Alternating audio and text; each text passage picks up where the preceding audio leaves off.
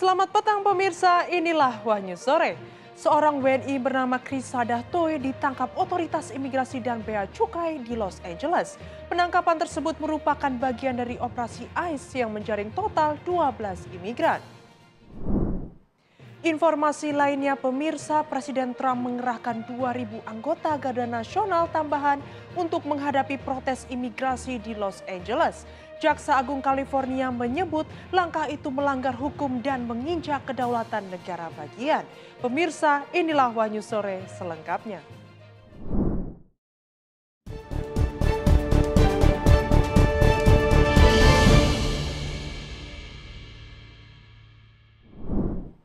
Seorang WNI bernama Krisada Toy ditangkap otoritas imigrasi dan bea cukai di Los Angeles. Pria 48 tahun itu diamankan karena catatan kriminal seperti pelanggaran narkotika, dui, dan masuk ilegal ke Amerika Serikat.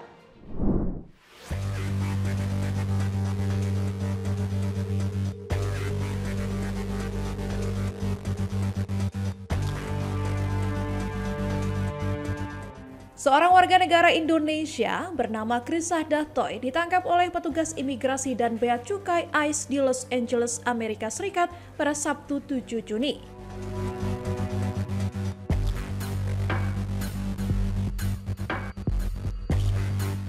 Penangkapan ini diumumkan oleh Departemen Keamanan Dalam Negeri (DHS) melalui akun X resminya pada Senin 9 Juni.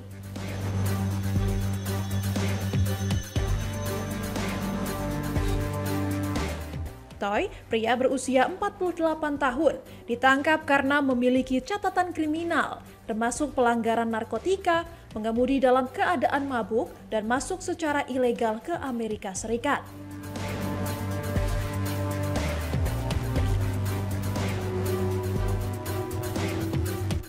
Penangkapan tersebut merupakan bagian dari operasi ICE di Los Angeles yang menjaring total 12 orang.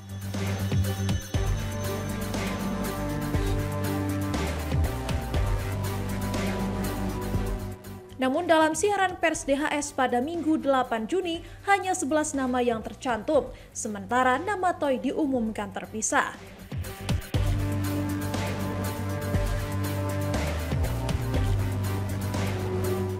DHS menyebut operasi ini menyasar pelanggar imigrasi dengan rekam jejak kriminal serius. Asisten Sekretaris DHS Tricia McLaughlin menyindir otoritas lokal Los Angeles yang dinilai lebih melindungi kriminal daripada warganya sendiri.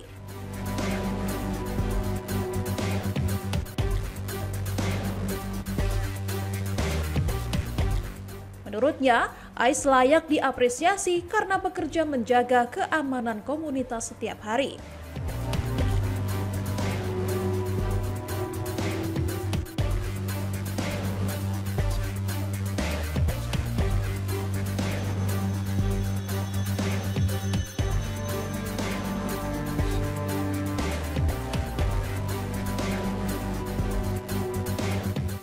Kementerian Luar Negeri RI menyatakan terus memantau dampak kebijakan imigrasi Amerika Serikat terhadap WNI, termasuk penangkapan dan demonstrasi.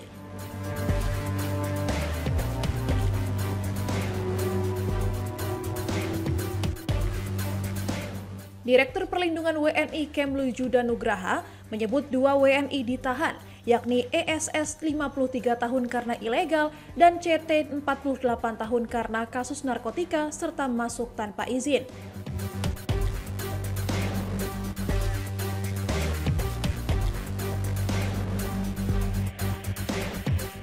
KJRI Los Angeles mengimbau WNI di Amerika Serikat agar meningkatkan kewaspadaan, menghindari keramaian, dan mengikuti informasi serta aturan dari otoritas setempat.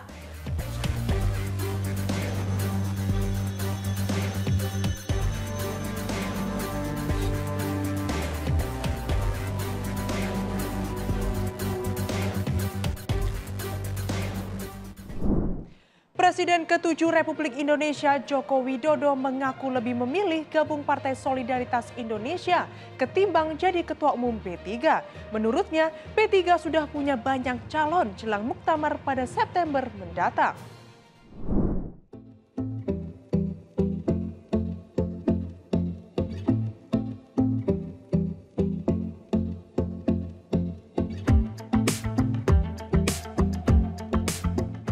Presiden ke-7 RI Joko Widodo atau Jokowi mengaku lebih memilih bergabung dengan Partai Solidaritas Indonesia atau PSI dibanding menjadi Ketua Umum Partai Persatuan Pembangunan atau P3.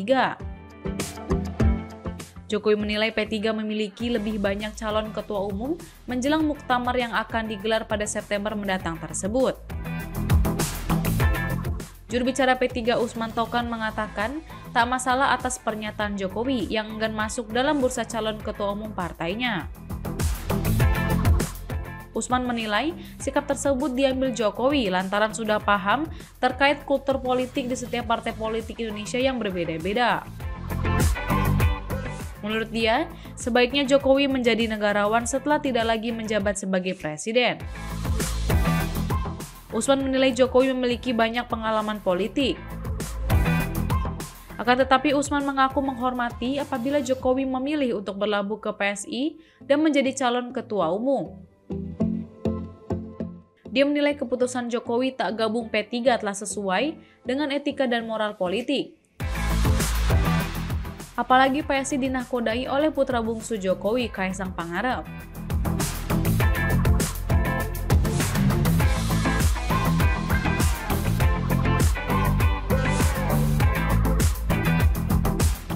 Di sisi lain, Wakil Ketua Umum DPP PSI Andi Budiman menyatakan partainya membuka pintu lebar kepada Jokowi jika ingin bergabung menjadi kader dan mencalonkan diri sebagai calon ketua umum. Andi mengatakan seluruh jajaran PSI juga siap menyambut kedatangan Jokowi jika bergabung ke dalam partai yang dipimpin oleh Kaisang Pangarep. Terlebih, kata dia, sejak awal PSI didirikan untuk memberikan dukungan dan meneruskan perjuangan yang telah dibawa oleh Jokowi. Sebagai informasi, P3 dan PSI saat ini tengah sama-sama mempersiapkan gelaran pemilihan calon ketua umum mereka untuk periode mendatang. Nama Jokowi pun santer diisukan dengan momentum besar dua partai tersebut. Di P3, Jokowi disebut sempat mendukung nama Menteri Pertanian Amran Sulaiman. Sedangkan di PSI, relawan memastikan Jokowi tak akan bergabung.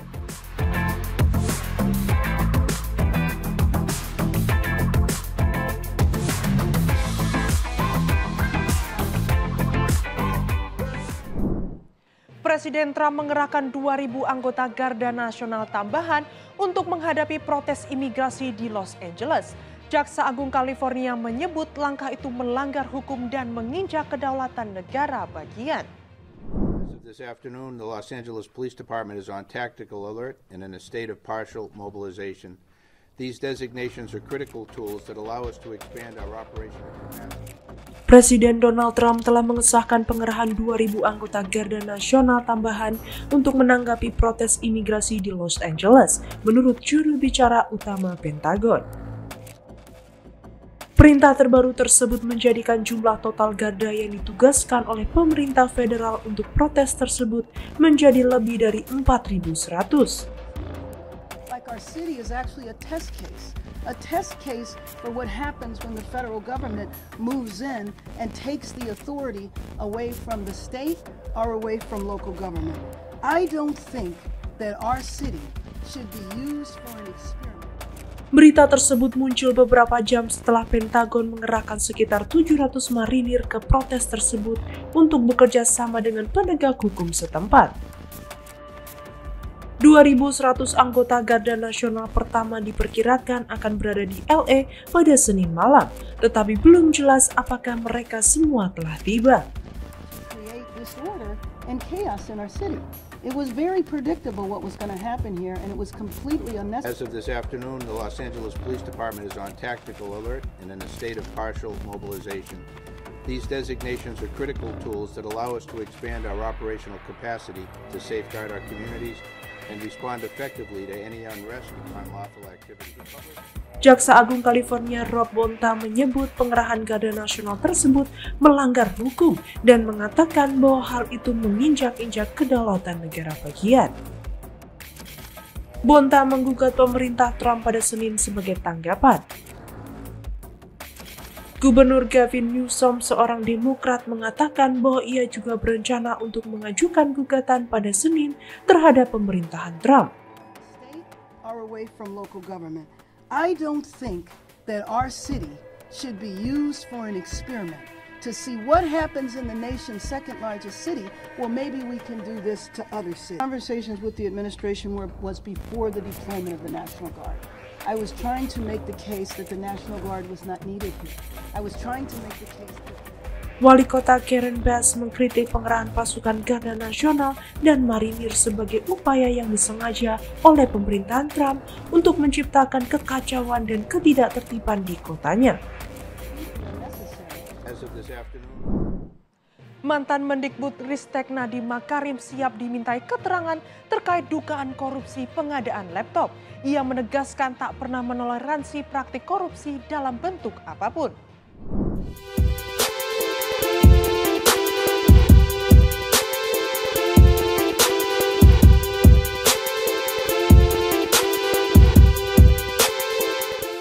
Kuasa hukum mantan Mendikbudristek Nadiem Makarim, Hotman Paris Hutapea, membantah isu yang menyebut kliennya masuk dalam DPO Kejaksaan Agung.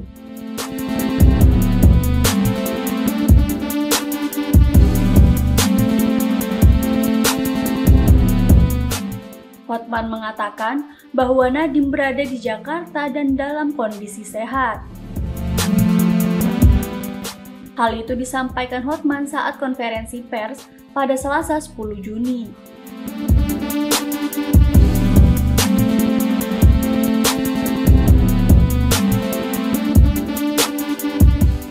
Hotman menegaskan Nadiem tidak pernah menghindari proses hukum. Ia juga mengatakan tidak benar jika ada anggapan seolah-olah Nadiem kabur dan berada di luar negeri.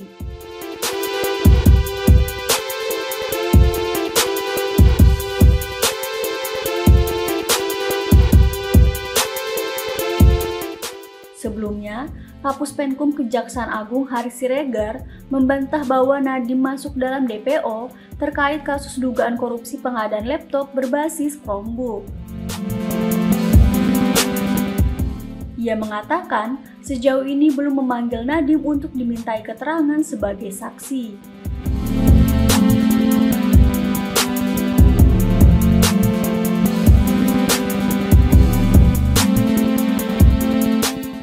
Saat ini penyidik masih melakukan pendalaman terkait keterangan 28 saksi yang telah lebih dahulu diperiksa.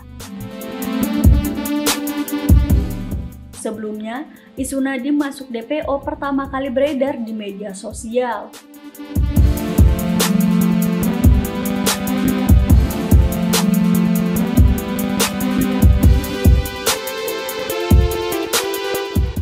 Dalam unggahan yang beredar menampilkan Kejaksaan Agung menggeledah apartemen Nadiem.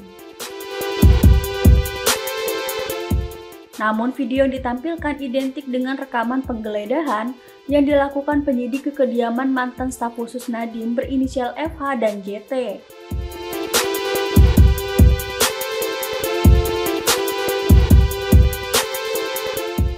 Dari kemarin Nadiem ada di Jakarta, dia siap setiap waktu untuk, dia udah bilang tadi kooperatif, bagaimana DPO dia ada di sini, sehat walafiat.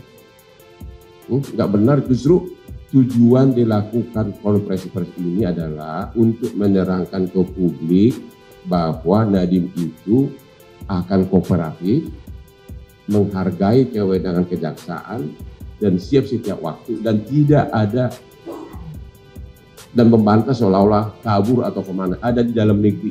Ya.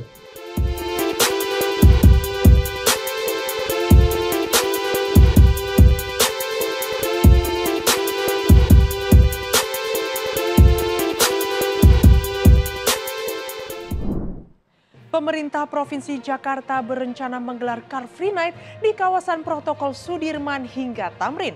Car Free Night ini rencananya akan mulai diuji coba usai puncak perayaan HUT Jakarta pada akhir Juni 2025.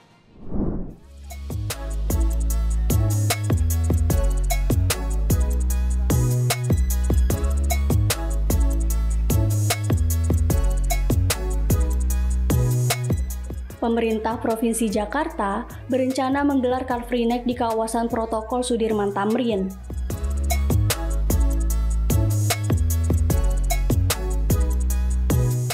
Car Free Night rencananya mulai diuji coba usai puncak perayaan HUT Jakarta pada akhir Juni 2025.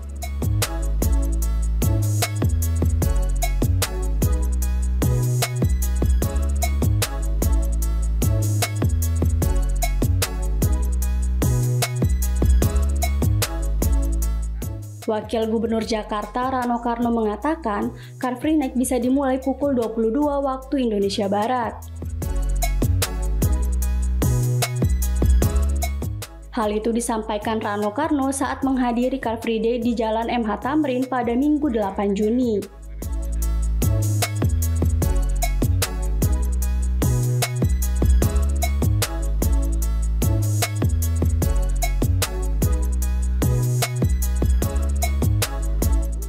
Rano Karno menyebut, Car Free Night merupakan respon terhadap kebiasaan masyarakat yang semakin gemar beraktivitas fisik di malam hari.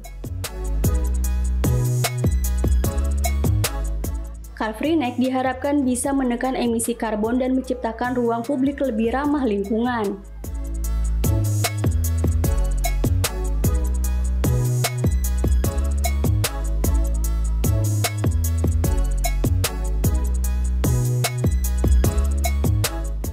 Sebagai bagian dari peluncuran perdana Car Free Night, pemerintah Provinsi Jakarta akan menyajikan pertunjukan seni dan budaya Betawi yang dipusatkan di 3 titik, yakni Duku Atas, GBK, dan Air Mancur Bundaran Hotel Indonesia.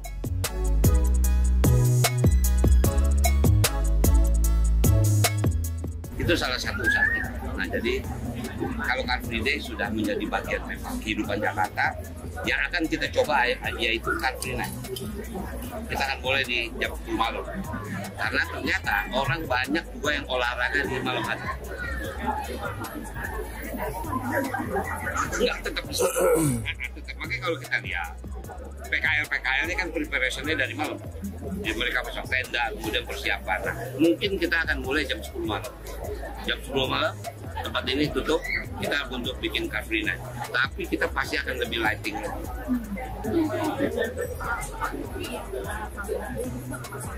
Sama, harus di Car Free Day, supaya nggak ada.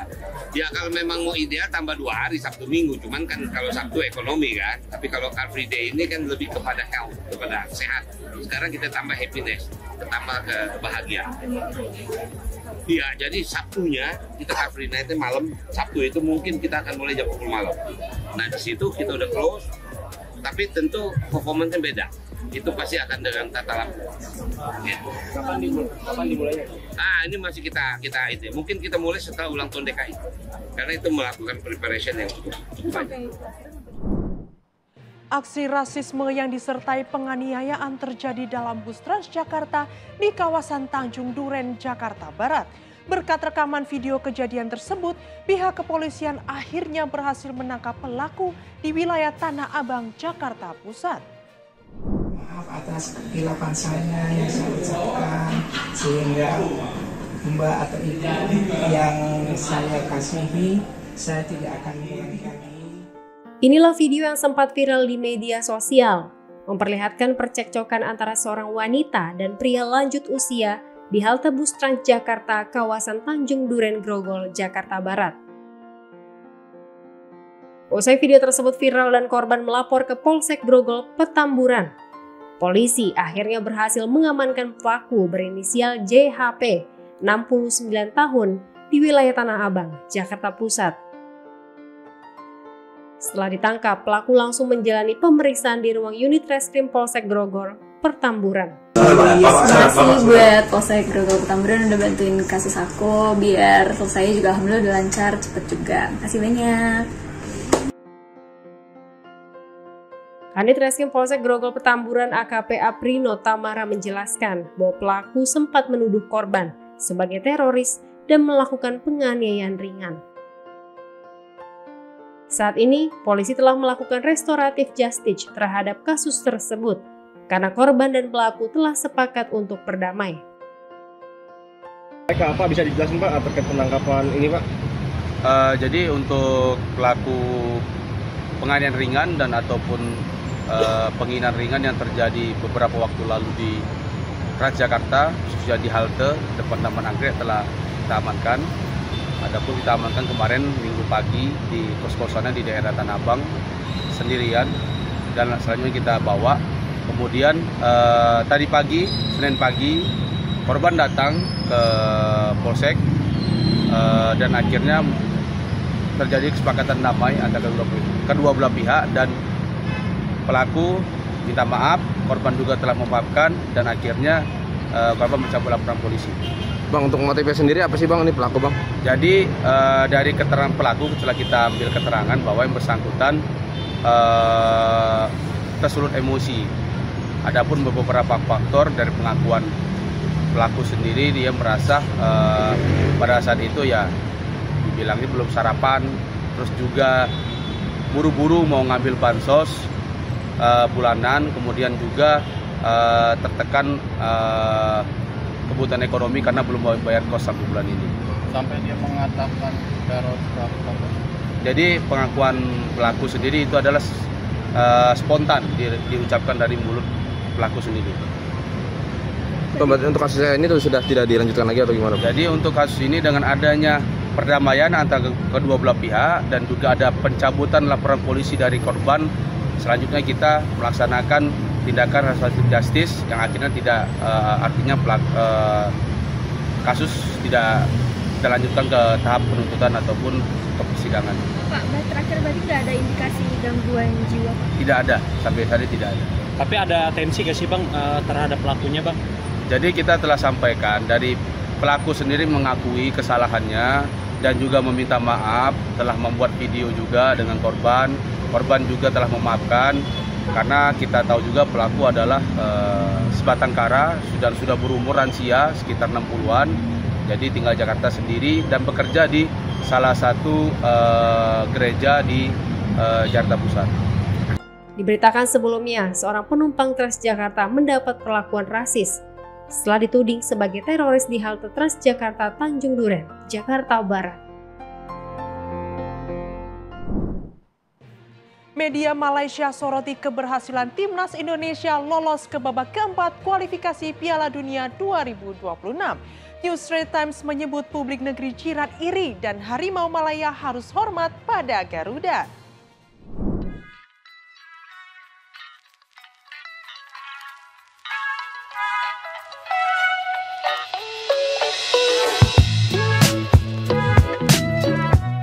Keberhasilan Timnas Indonesia melaju ke babak keempat kualifikasi Piala Dunia 2026 zona Asia tak hanya mendapat sambutan meriah di dalam negeri, tetapi juga menjadi sorotan media asing, termasuk dari negara tetangga Malaysia.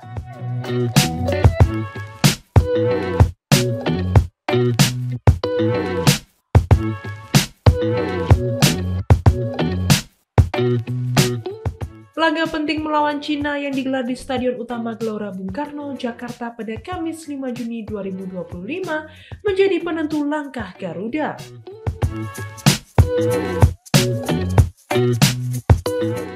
Gol tunggal dari titik putih yang dicetak oleh Ole Romeni membawa Indonesia menang 1-0 atas Cina.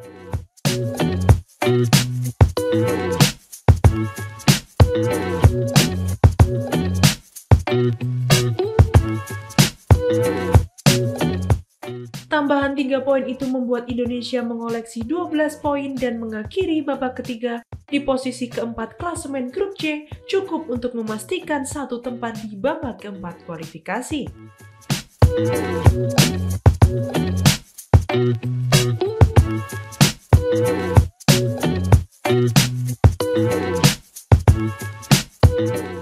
Pencapaian ini rupanya mengundang perhatian dan reaksi dari negeri jiran. Media Malaysia, News Straits Times secara terbuka menyebut bahwa pencapaian Garuda menimbulkan rasa iri di kalangan publik sepak bola Malaysia.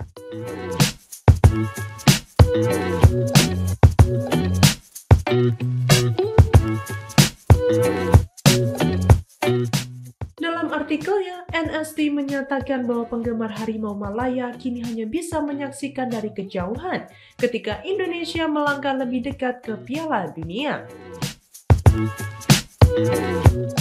Media tersebut juga menyampaikan penghormatan atas lompatan besar yang dilakukan Indonesia dalam beberapa tahun terakhir.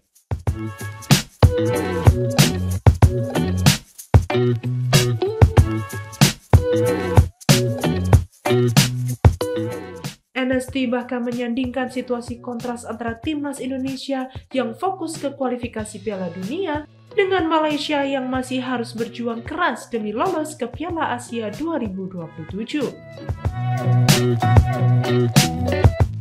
Pernyataan dari media Malaysia ini memperkuat fakta bahwa timnas Indonesia kini tak hanya disegani di Asia Tenggara, tetapi juga mulai diperhitungkan di level Asia.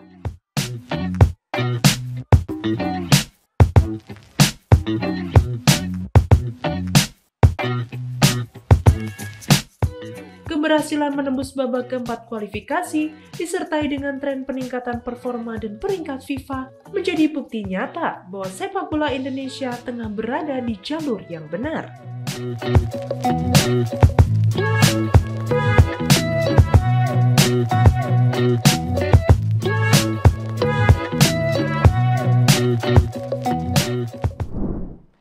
Demikian informasi yang dapat kami sampaikan pemirsa. Terima kasih telah bergabung bersama kami. Saya Katarina Amelia dan seluruh tim yang bertugas mengucapkan sampai jumpa di Wanyus sore berikutnya. Setiap Senin sampai Jumat pukul 19 hanya di kanal YouTube TV Wanyus.com.